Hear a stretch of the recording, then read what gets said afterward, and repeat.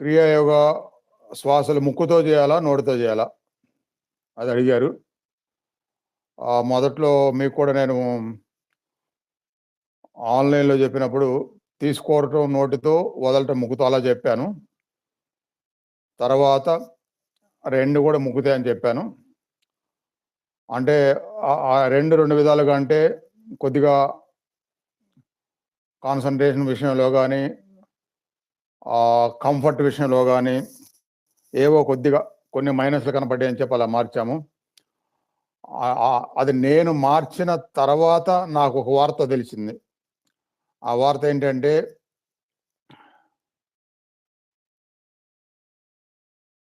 ఈ Yogoda Satsanga society of India YSSY Paramahansa Yogananda స్థాపించారది.